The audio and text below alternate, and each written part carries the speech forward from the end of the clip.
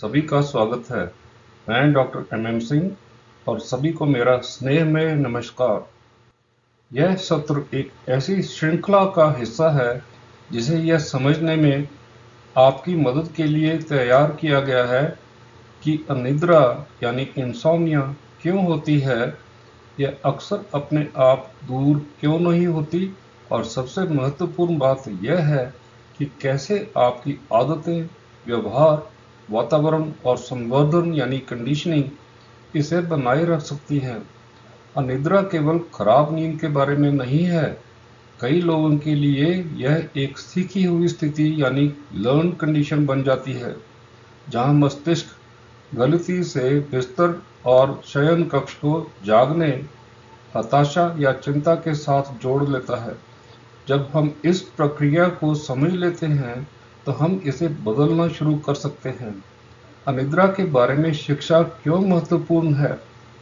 अनिद्रा से पीड़ित कुछ लोग खुद को, अपनी उम्र को या परिस्थिति या तनाव को दोष देते हैं या यह मानने लगते हैं कि उनका मस्तिष्क खराब हो गया है। इससे डर, लाचारी और दवाओं और नींद की गोलियों जैसे तत्काल समाधानों पर अत्यधिक निर्भरता बढ़ सकती है। इन सत्रों का लक्ष्य आपको जानकारी प्रदान करना है, क्योंकि जब आप यह समझ लेते हैं कि अनिद्रा कैसे काम करती है, तो आप नियंत्रण की भावना वापस पा लेते हैं। अनिद्रा अनुमानित पैटर्न या तरीके का पालन करती है और अनुमानित पैटर्न को बदला जा सकता है। आप अपनी नींद की कमी से संबंधित किसी एक या कई कारकों या व्यवहारों पर ध्यान दे सकते हैं, यदि आप में कोई है। हमारा मस्तिष्क असंबंधित चीजों को एक दूसरे के साथ जोड़ना कैसे सीखता है?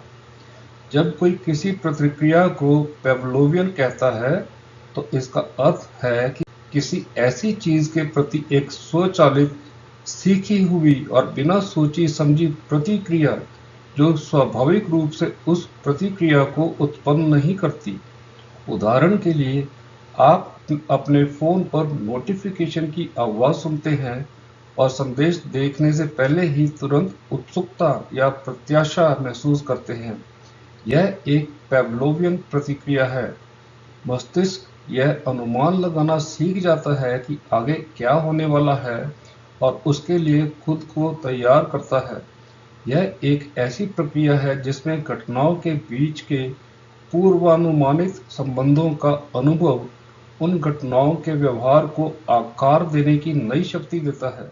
आज मैं बूर्जिन द्वारा 1972 में प्रस्तावित अनिद्रा के स्टिमुलस कंट्रोल मॉडल पर चर्चा करूंगा। यह मॉडल बताता है कि बिस्तर या शयन कक्ष के माहौल और जागने वाली गतिविधियों के बीच बने सीखे हुए संबंधों यानी कि लर्न्ड एसोसिएशंस के कारण अनिद्रा कैसे विकसित होती है और बनी रहती है। उद्दीपक नियंत्रण मॉडल यानी कि स्टिमुलस कंट्रोल मॉडल का मुख्य सिद्धांत अनुकूलन यानी संवेदीकरण है।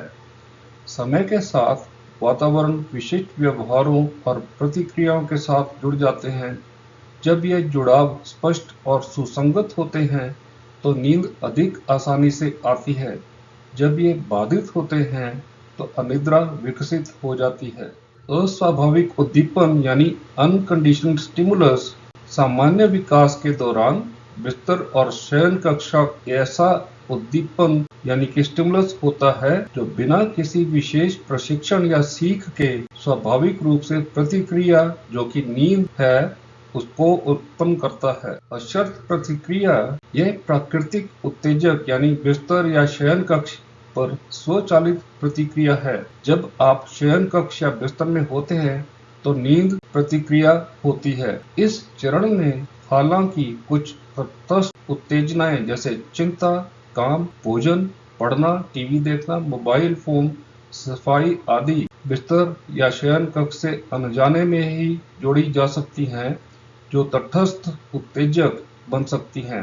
इसे सरल सचेतन यानी संवेदनशीलता कहा जाता है। अन्य शब्दों में, हम शयन कक्ष या बिस्तर के लिए कुछ अन्य परिस्थितियां यानी प्रतिक्रियाएं जोड़ रहे हैं नींद के अलावा। स्वाभाविक उद्दीपन यानी कि कंडीशनड स्टिमुलस पहले चर्चा किए गए तटस्थ ट्रिगर या संकेत जैसे कि काम या चिंता या काम करना, प्राकृतिक ट्रिगर बिस्तर या बेडरूम या शयन कक्ष के साथ जुड़ जाते हैं।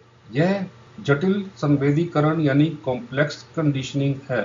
अनुकूलित अनुक्रिया अब सीखी हुई नई अनुक्रिया यानी कि जागरूकता, नींद न आना, नए संकेत बिस्तर या बिस्तर शयन कक्ष के साथ नए संकेत बिस्तर या शयन कक्ष के प्रति होने लगती है। एक और उदाहरण के लिए रसोई का संबंध भोजन से होता है और उसी तरह बिस्तर शयन कक्ष का संबंध नींद से होना चाहिए। जब यह संबंध मजबूत होता है तो नींद आने की प्रक्रिया स्वतः है यानी कि ऑटोमेटिक हो जाती है। जटिल संवेदनशीलता तब होती है जब एक ही उद्दीपन यानी कि स्टिमुलस कई व्यवहारों से जुड़ जाता है जिससे एक से अधिक प्रतिक्रियाएं होने लगती हैं। यह स्पष्ट मजबूत संबंध स्वस्थ नींद के पैटर्न यानी नमूने का समर्थन करता है और अनिद्रा की संभावना को कम करता है जिसका ऑड्स अनुपात लगभग 1 से 2 होता है। मतलब कि अगर आप शयन कक्ष या बेड में या बिस्तर में हैं तो सिर्फ नींद ही आनी चाहिए। कमजोर स्टिमुलस कंट्रोल यानी कि जब हम चिंता, पढ़ना या टीवी देखना आदि और वयस्कों में अंतर्गंता शामिल कर देते हैं, परिणाम स्वरूप मस्तिष्क बिस्तर या शयन कक्ष को आराम के बजाय जागृत अवस्था सतर्कता से जोड़ना सीख जाता है जिससे अनिद्रा की संभावना लगभग 1 से 8% या ऑड्स रेशियो के अनुपात में बढ़ सकती है। यह चित्र संवेदनशीलता के सिद्धांतों को दर्शाता है। जब उत्तेजना नियंत्रण को सर्वोत्तम स्तर पर पहुंचाया जाता है तो अनिद्रा में सुधार की उम्मीद की जा सकती है। यदि आप बिस्तर या शयन कक्ष में अतिरिक्त काम करते रहेंगे तो अनिद्रा जारी रह सकती है। बिस्तर में जागने वाली गतिविधियों को सीमित करके इस संबंध को मजबूत करना नींद की गुणवत्ता में सुधार और पुरानी अनिद्रा को कम करने के लिए आवश्यक है। वीडियो देखने के लिए धन्यवाद। कृपया वीडियो को लाइक करें और चैनल को सब्सक्राइब करें। मैं आपकी टिप्पणियां और सुझावों का स्वागत करूंगा।